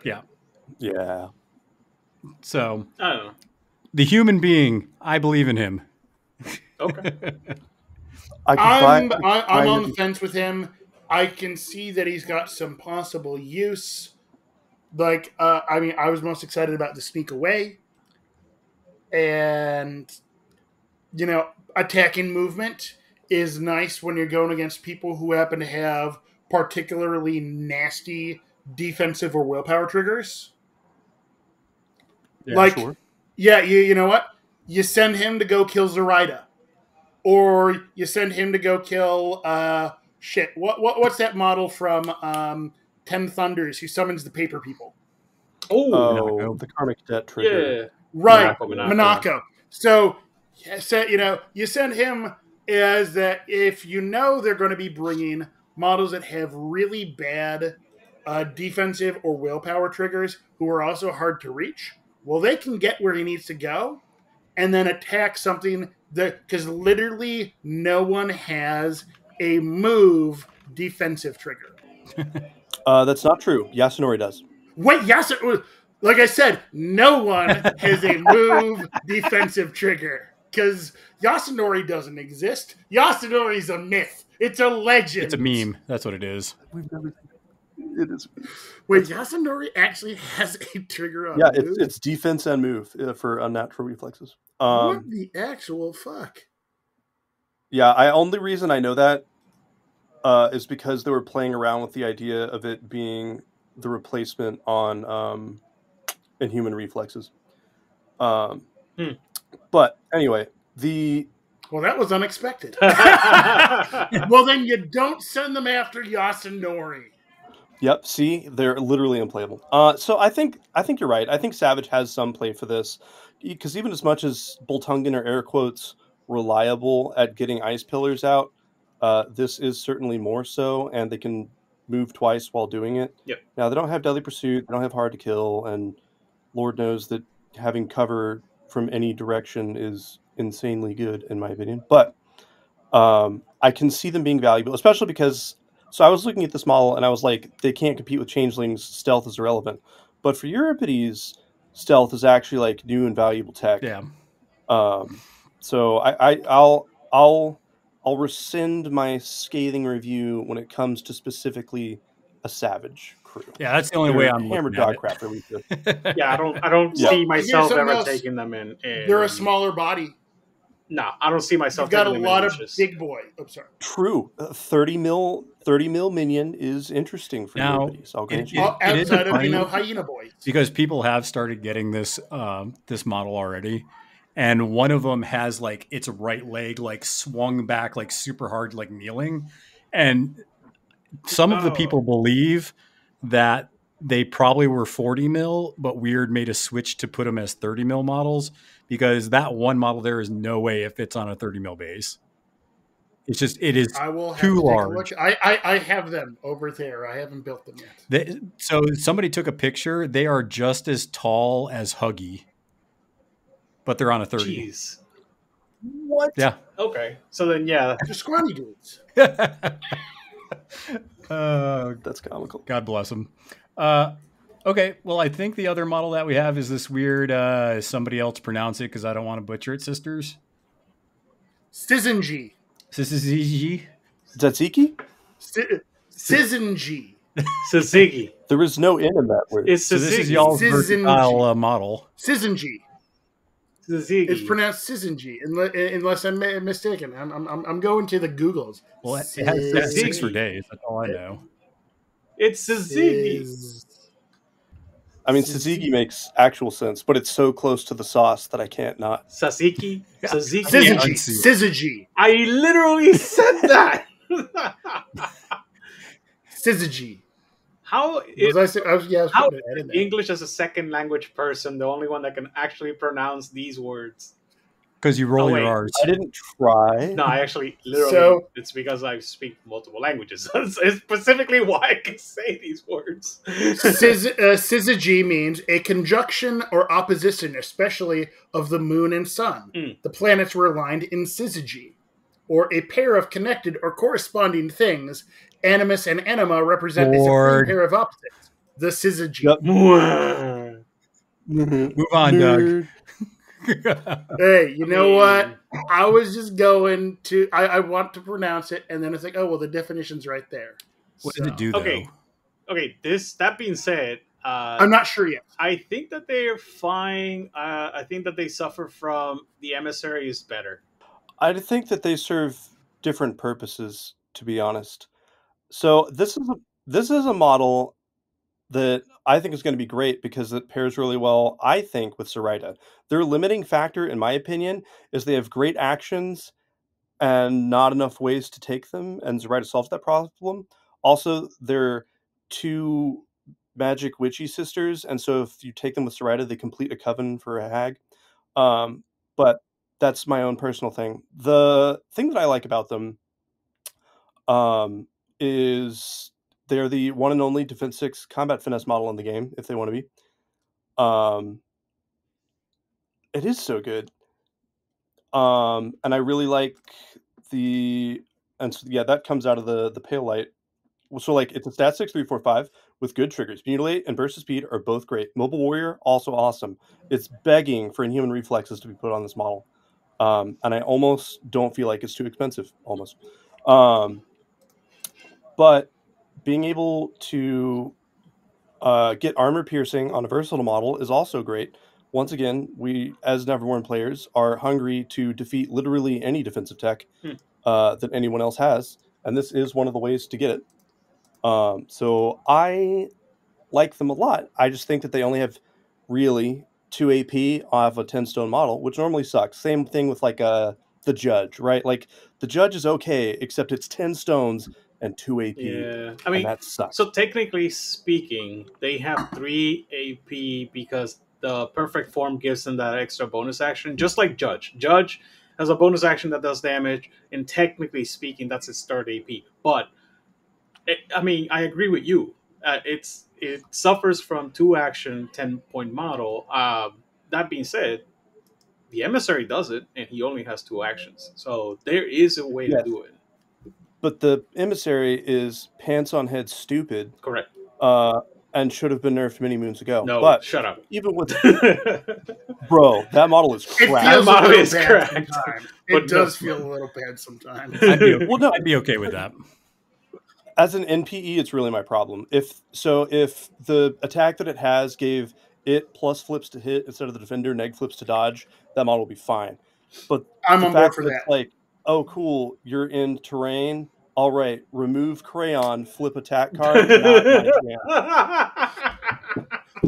But wait, now I'm gonna also put you in hazardous too. Right, exactly. Non-destructible hazardous that doesn't go away at the end of the turn. No, it's so I hate that model. But so good. As a player, I hate that model. I got him sitting right over there. But with that being said, they do secretly still kind of get a third AP with Moon's Protection, and that being able to be a bonus action does mean that they can qualify for their 3 attacks with a surge trigger available. Not that you're going to hit it a lot, but it's there. And then you start handing them healing and or AP, and then I think you start to get a model that can actually serve as a front line. And then you can adapt it to whatever you're playing into. You're playing into guild or a Perdita crew or something like that. You could go the dark version, or if you're having a bunch of people that are trying to stab you to death, as is what I would presume is normally the case, then running around with combat finesse and mobile warrior is rad. It's funny you say that, Andre, because Liam in the chat called it the Build-A-Bear model, because you can just whatever you want it to look like this activation, just assemble it and go. Yes. So I like the adaptability. I like 6s across the board for the defensive stats and move. I like mobile warrior and a combat finesse. Like all of my little Nephilim neurons are activating. And so I like the model. And so I think for me, so I saw someone ask, what am I taking this model over? I think that place that like normally a Hinamatsu would go into or something like that model that's like, I am not bad juju, but I want to take the place of him. Yeah. I'm going to go try to toe-to-toe frontline with something. I think this is that model. Yep. Okay. Yep. I mean, the only issue that I have with the model is that it is the slow part. Unimpeded. There you go. The fact that it doesn't have something like unimpeded in any of the upgrades. I mean, it is move 6. Correct, but that's still 3 inches in severe terrain. So it's, again, it's the only issue that I have with the model. Other than that, I think the model is fine. I think that's a fair gripe. but it does give something. So if Zoraida wants to throw cards being defensive, like Bad Juju is just like never going to measure up to that. But if she wants to throw cards at being defensive, the Tzatziki sisters fill that dish. Being able to be defense 6 on a model that you actually want to throw cards at living, which was kind of my problem with the Carnivorous Weirdwood, is no one's like, oh, I have this 12 in hand. I know, I'll burn it, saving a 7-stone model. But the sisters actually feel good throwing all your cards at it. And so to me, they read like someone who desperately wants a really good support master behind them. And so to me, the perfect fit is Zoraida, and I think they're good with Zoraida. Well, and I think they've got that shockwave where it's a shockwave to drop a scheme marker, and it's not off of a trigger. It just, hey, this shockwave drops a scheme marker, and it's not an either or. It's not a, well, it drops a scheme marker if you get this trigger. It just, no, it drops a scheme marker, and then you get all the other benefits from it too, which is useful to get that, cheeky scheme marker somewhere. And it is a shockwave that doesn't have a gun on it. So let's say you're, all up in combat. Cool. You can take that Fallow Knight as a bonus action just when they think, oh, you're all at the, nope, there we go. Take some shockwaves, and I got that scheme marker right where I need it to be. Yep. It's that range scheme marker drop is huge. It can also be your bonus action. So even if you don't need it to be done 3 times, you can, okay, this time it's going to be my bonus action. I'm going to drop it for my... It is a once per activation, too. Oh, okay. I must have missed that. But yeah, anyway, the point is... It's asking to be a bonus action. Yeah, the whatchamacallit, the triggers on it from the upgrades is also great. So yeah, I agree with okay, so Andre said that it needs a great support master and definitely goes to Zoraida. I agree with that. I wonder if there's a space that we're missing, because I think this is a great model. I just don't know if it has a home. For being 10 points, that's the part that's it's throwing me for a loop. And not a henchman. It is an enforcer, so you do run into that problem. Yeah. I mean, right now, you could be like me and crutch your way to victory with Kurgan and the Emissary. I mean, I trust me. If Marcus 2 or Titania is hitting the table, chances are I'm putting the Emissary on the board because it's just that good with them. Yeah. It's like, oh, wait, severe terrain, don't worry. I bring my own. Yeah. Plenty of it. But that's the thing that I'm asking for with what Andre said. I specifically said Kurgan and the Emissary because, yeah, I play them in every crew, but they're Zoraida models basically. Well, not the Emissary, but you get my point. Like the Kurgan is a Zoraida model. Yeah. So that's yes. So you're trying to find. So here's the thing. For me, Zoraida always starts with who am I casting out of and who am I dumping AP into. Correct. And those are the 2 questions that I ask and answer out of a Zoraida crew. Correct. Mm-hmm. For me, I am a Juju loyalist. I like Juju a lot, so I'll hire him regardless of context. But beyond that, my Bad Juju brothers and I. But the sisters to me provide a very interesting place to be the end result of Zoraida's AP. I think that for other crews though, they already have a lot of models they want to hire. Like Nakima's like, oh dude, I for sure am taking Marie, so I'm for sure taking 4 dogs, or I'm for sure taking, some people are, really like the shaman, or I think I can't leave home without Hayridin, or whatever. And you get to that last 15 stones or whatever, and no one's like, oh dude, I know it's going to be a layup with a pick, the Tzatziki sisters.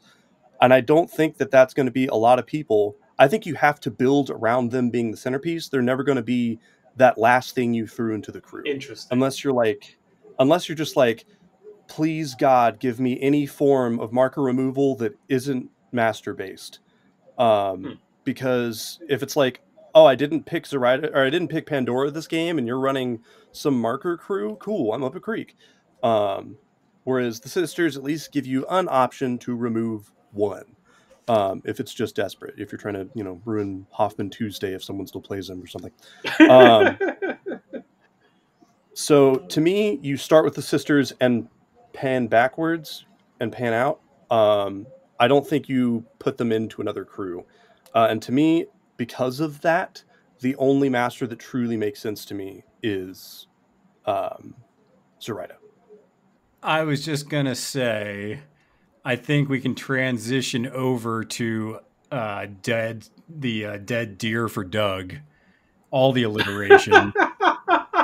I know, Doug, you had we talked about this on the Arcness episode, and there's a lot good there, but I wanted to hear your take on it, Doug, because you are one of the more popular Marcus players in the community. So what do you think? So first off, it's not dead. It's a beast. It's not dead. It's not undead. So it's not dead. It's okay. Just the weird freaky. Cadmus deer. Fair enough. No, so I love Cedra and Sightless Snow. That I think they bring some really good utility to the board, but it is not 2 models. It is 1 model. I've gone on that rant already, but I mean, having looked through the book now, I'm a little less salty about, Chimera only gets 1 model. There's a few other keywords that did also only get 1 other model. Like, I think Savage and Mimic, those both only got the Crook skins, which, to be fair, only getting the Crook skins does feel like getting a little bit of the short end of the stick. To be honest with you, I'm not sure Lucius really got them all. That's fair. That is true. No, that is absolutely true. Lucius did not get anything. He got shafted. It was pretty sad. He deserves Maybe it, though. he got something. I mean, some of that guild stuff looks kind of cool, but then you're playing Guild Lucius. I mean, that is strictly speaking, I think, the better Lucius, but that's neither here nor there. So as much as Sightless Snow and Cedra are only a model you can put 1 of onto the board at a time, I think Marcus still came out a fair sight further ahead than some. Yeah. Yeah, I was just really sad that he got the only fun beast he got to mutate inappropriately, I have to play Arcanist as, to go and bring...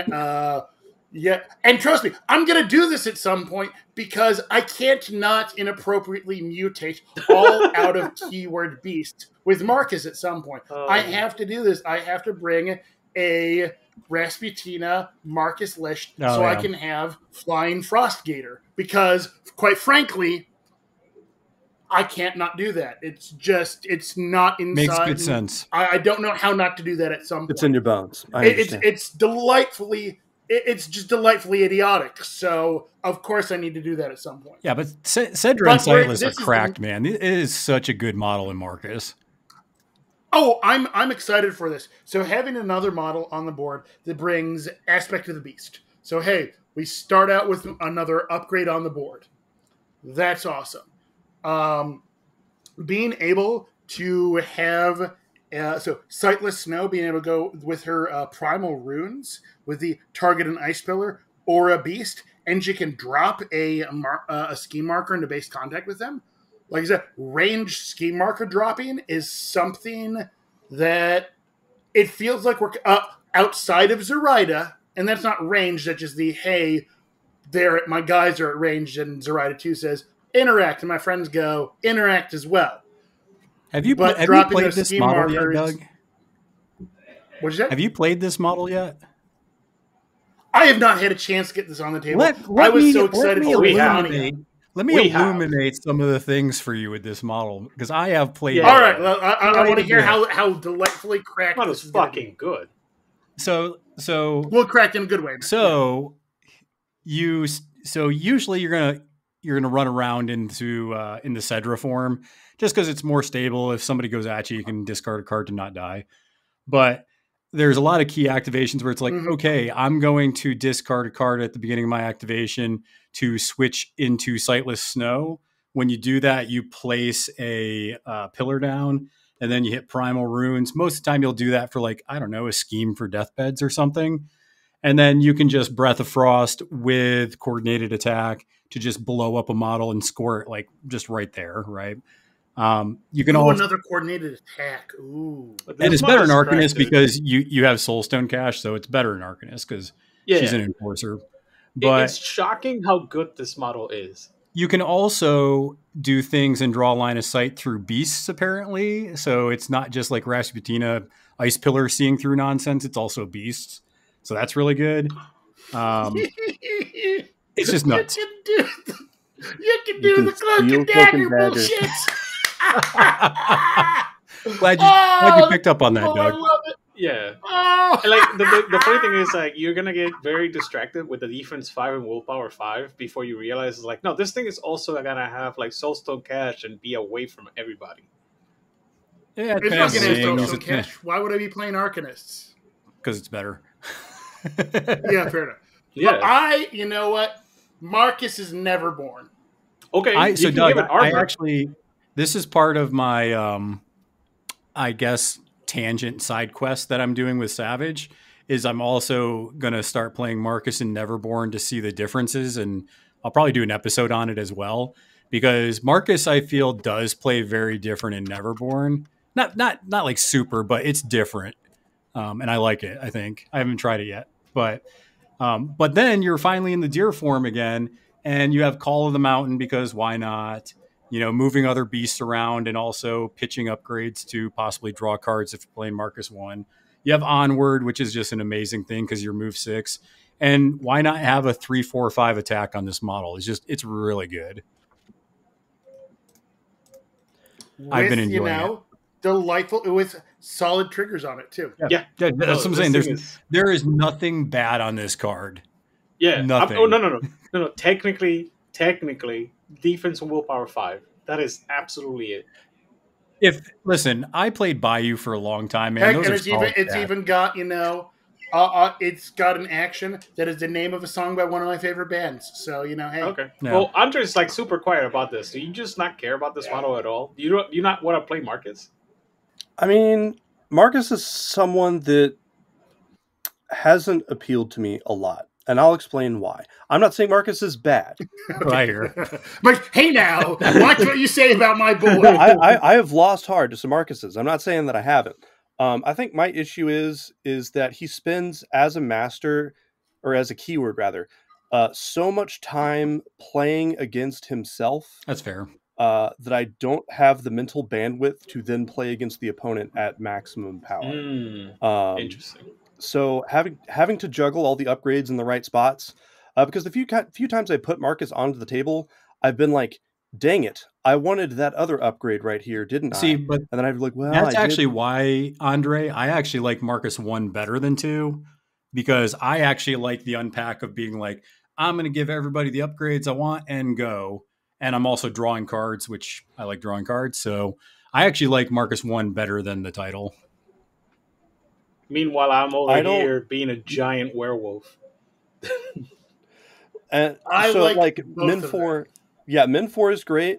Being able to draw cards ever is great. And Accomplice on a master is frankly almost cracked. But I would still, at the end of the day, as an opponent, that's really what my gauge is, right? As an opponent, I would rather see Marcus 1 on the table. Because you're never like, how am I going to handle this 2-3-5 track and him blowing a bunch of cards on hitting triggers to get the upgrades out or whatever. So like Marcus 1's never been my bane as an opponent, but he does feel easier to play as the Marcus. But for Marcus 2, he just has absolutely no card manipulation, and that's always been my problem with him. And there's not like minions, like even in purple, right? Because if you play purple, you're like, oh, dude, I get to have 2 ancient packs on things. And you're like, yeah, but I'm not going to put them on like cats or something. I'm going to put them on like stuff. Exactly. When you're like, if you're in purple, you want to put your cool minions with inhuman reflexes, because of course you do. And if you're in blue, you want Soulstone Cash. Yep. And you're going to put magical training on one of those guys to have a 7-card hand, but thus ends your card manipulation. And sometimes you're like, cool, after stoning, I have 8 high. I have no idea how this turn's going to go. And that really, really sucks. Not to say that Nekima doesn't have similar problems as her resident champion, but at least I get the 2 cards out of Pact, and her stat superiority is higher. So to me, Marcus never came up on my radar, because additionally, the other stupid thing about Marcus, the elephant in the room, in my opinion, is mole men. But they still take a lot of setup, and like having to spend all of my time actually thinking about my turn 1 unpack is actually a problem for me. If you are like Andre and want to see how to unpack Marcus 1, I played on Beard's channel and I put that unpack on the YouTube channel, and it was pretty sweet. Yeah. Not gonna lie. I felt pretty proud about myself. I was like, wait, did I just pull this off? Did I just unpack Marcus? I think. Yeah, I personally, I'm not a huge fan of the look of the Marcus train thingy, but mechanically, man, he was very rewarding. So that's why I like to play him every now and it then. is kind That's of like why I a played him in puzzle, right? Texas. And maybe that's why Doug likes Marcus so much, because it feels like a puzzle. Yeah, it's very rewarding. So I'm gonna say I like him entirely because of the concept of him. Like, I've always been a big fan of, like the the Beastmaster type character, where is he? I am, I have all of my wild friends. I am the Beastmaster. I mean, hell, I played Hunter in WoW.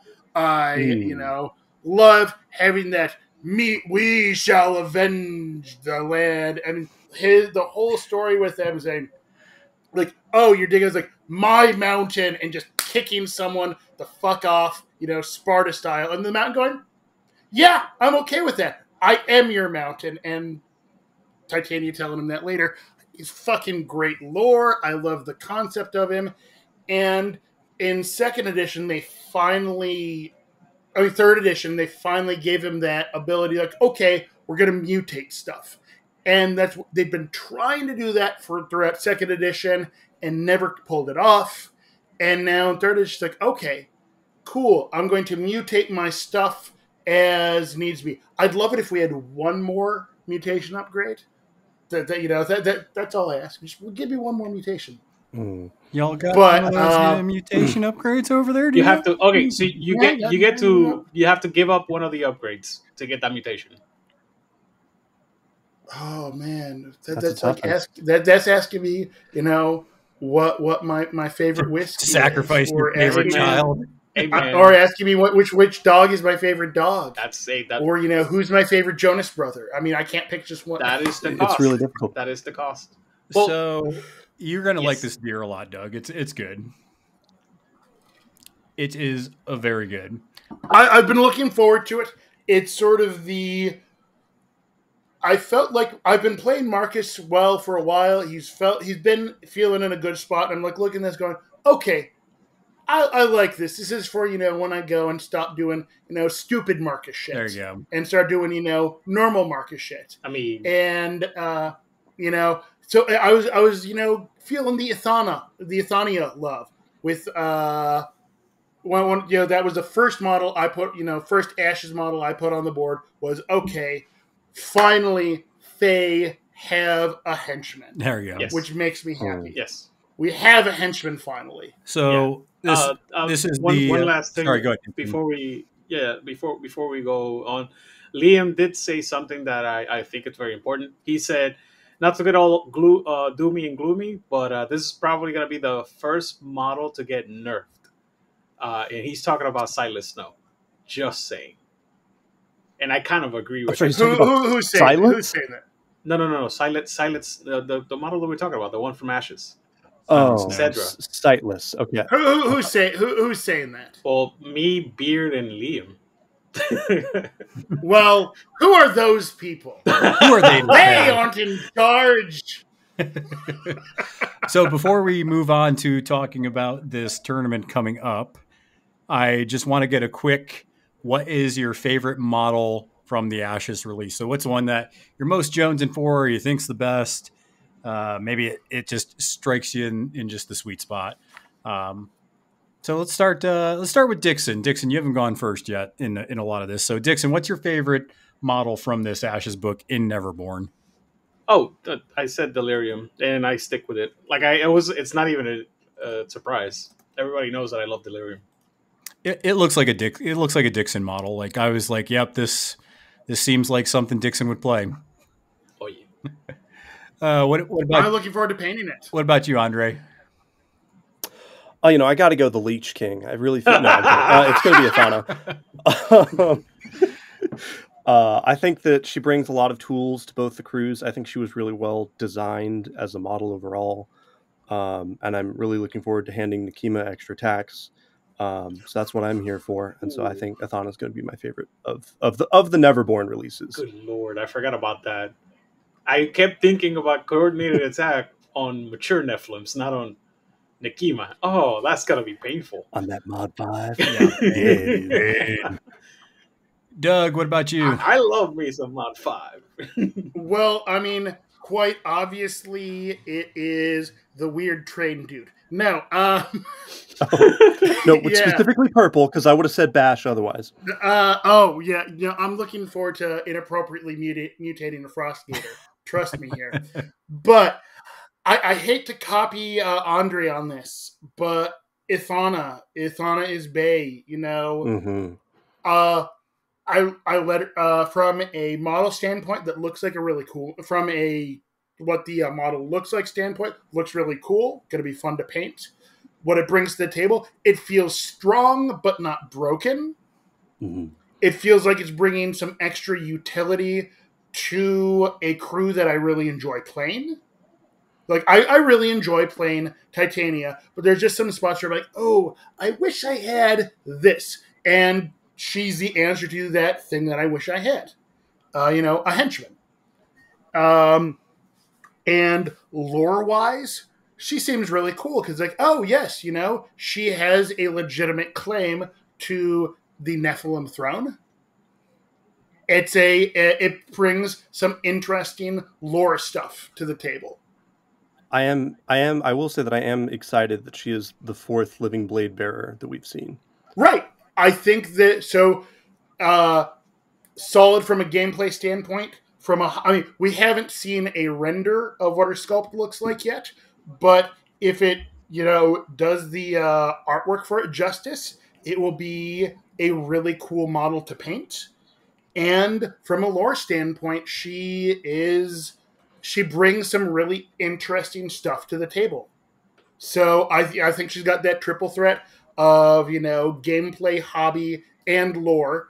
Just really brings a lot of interesting stuff to Malifaux. Yep. I am going all in on the battle fatties, and I'm going to say Crookskins. One, because battle fatties, the teleport tubbies, whatever you want to call them, as Rich always says. But yeah, the humans. I'm also super excited to paint them up like the human beings from the community. So that's going to be my mission when I get them in tomorrow, I think. I'm just kind of like super excited that I wasn't the only person that when they were playing the battle fatties, they realized that they teleport everywhere. They don't really walk. Hey, Rich opened my eyes to him, and my son actually, when he was little, he painted the core box up.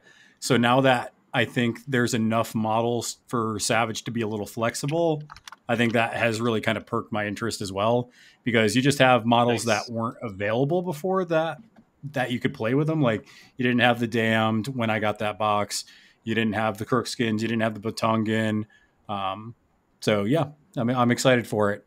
I still need to go and mutate the Damned inappropriately. So inappropriate, Doug. I have not brought that stupid. I have not brought that stupid crew to the table. I think that might be why I like Marcus and Neverborn more, because there's more stupid dual master inappropriate mutation options. That's fair. For me. So let's go ahead and pivot, Doug. So you recently blasted out for everybody that we have the U.S. Nationals that are kind of set and ready to go, as far as I know. Is that correct? Yes, tickets are on sale now, as we put tickets on sale yesterday. So what's happening? The North American Foe Tour, so the NAFT, North American Foe Tour, not USFT, because we love our friends up in Canada. I don't know anyone down in Mexico who plays, and Puerto Rico is technically part of the U.S., so we'll still claim you, Dixon. Oh, yeah, no. I'm 100% American, so yeah. Hell yeah. But no, the Canadian, because there is a really good scene up in Canada, especially up in the Pacific Northwest there. Those guys, tons of fun to play against. So I'm glad we finally, officially acknowledged their existence as opposed to being USFT. Yep. But so what we've got is the NAFT. It's the ranking systems for North American Malifaux.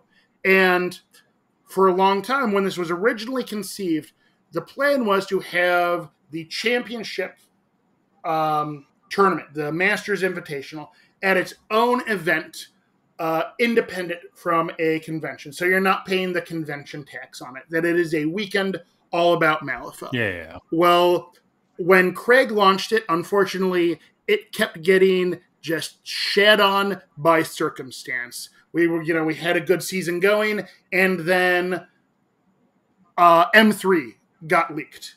So, okay, it put it on hold. Then, okay, we get a season going, and then COVID happens. And so Craig ended up passing it off to Capital City Crew guys, and they ended up tacking it on to Nova Open.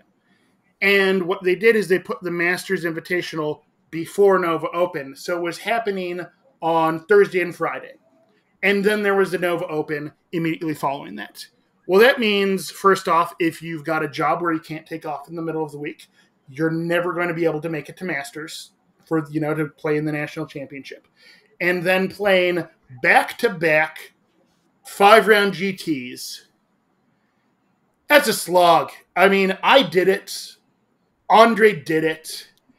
That's a real Malifaux. It was a slog. I mean, I played both 5-round GTs. I played in the Hashman Hardcore, and I played in the Bonanza Brawl that they had. It was okay.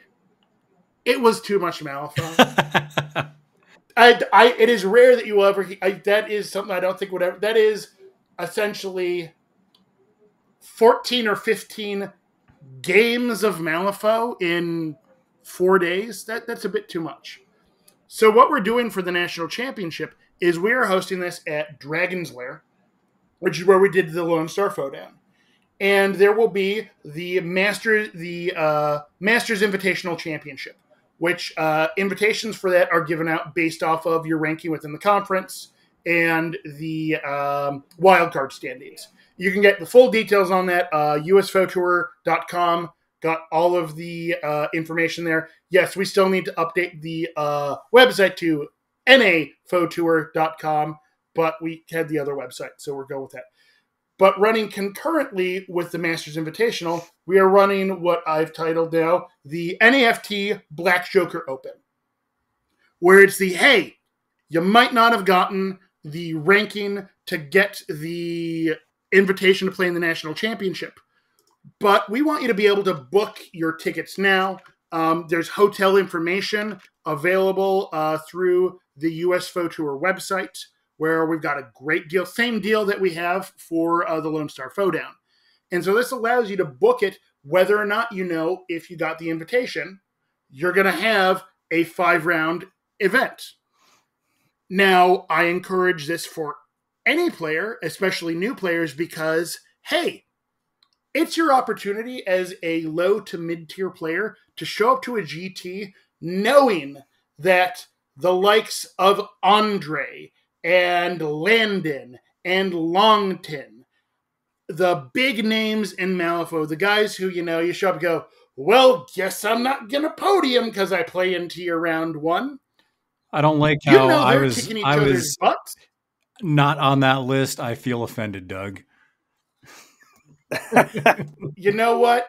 You just go without saying. Hey, I qualified. No. I don't know. I'm talking. Pete. Well, I would actually be excited to play against you because I've never played against you. That's fair. But I've played against Andre. I've played against Landon. I've played against Longton. I know it's if I do decent in this, I might. It's kind of out. So this is kind of a side God, I'm going to be spent the next game. I finish towards the top 25% of the tournament usually. And I haven't run into any of those dudes for whatever reason. It's been close a couple times, but it always seems to just shift where we don't play. So one of these times we're going to lock horns. It's going to happen.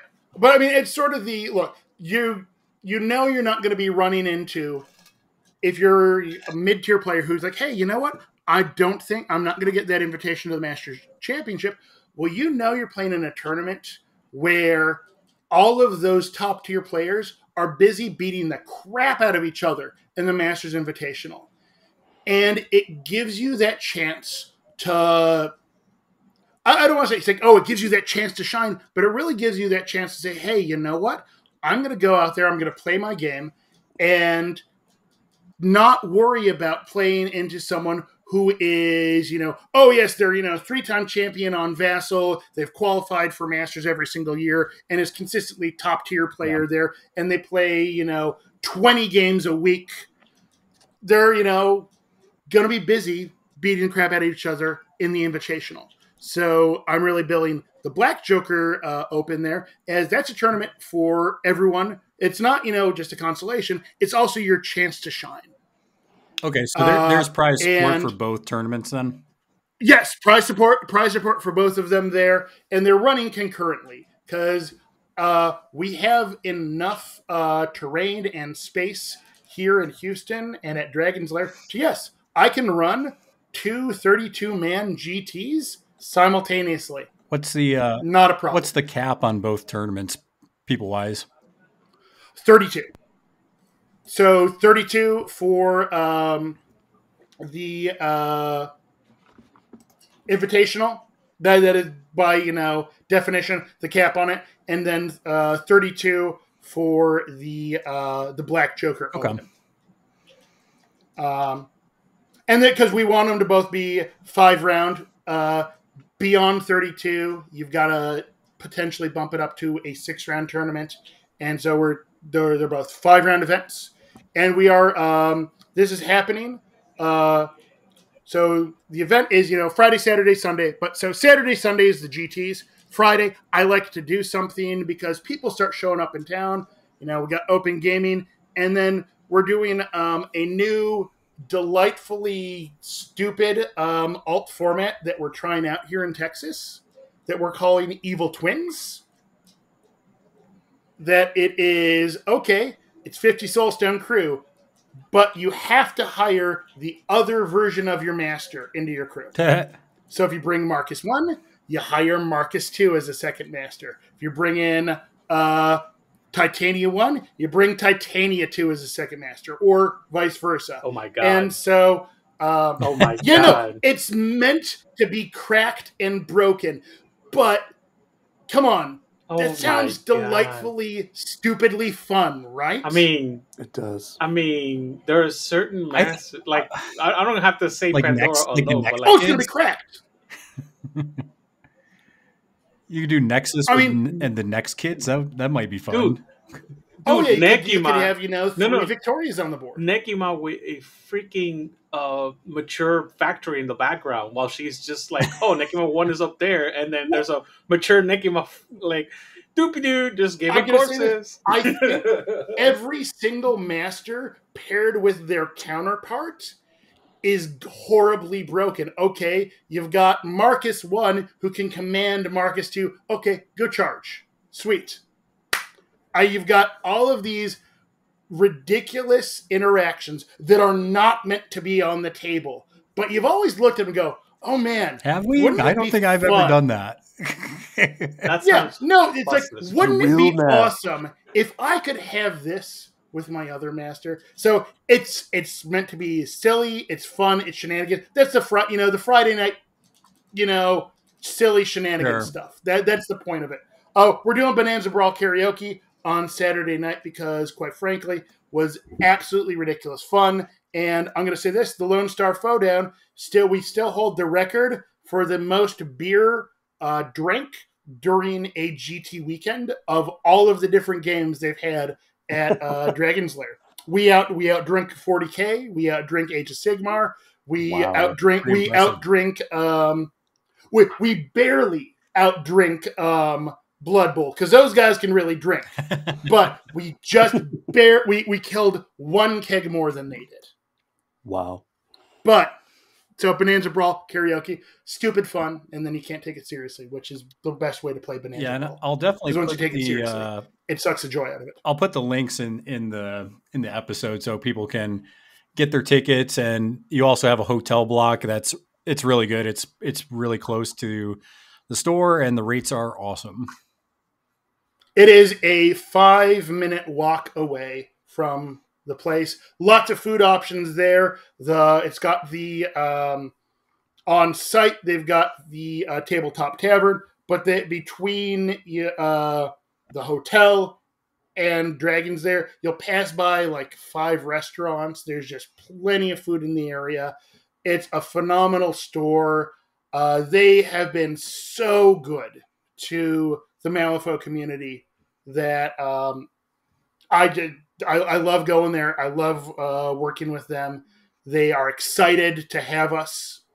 And yeah, come, if you're getting that invitation for the invitational, if you're like, yeah, I'm going to get that, I'm looking good in the standings. Heck yeah, come to Texas for the first annual NAFT Championship weekends. We're going to be making this an annual thing. And then, if you're on the fence, hey, you can still book. You might be playing in the Invitational. You might be playing in the Black Joker Open. Either way is going to be a great time. And if you're a beginning player or a, mid-tier player, this might be your chance to hit a podium on a GT. And it is the first event that will count for the 2024-2025 NAFT season. So you all get a jump on the standings ahead of those people who are, playing the championship, because that doesn't count for the next season. Because that's closing out the previous. Is it cut off for are you guys done counting events, or can you still run an event?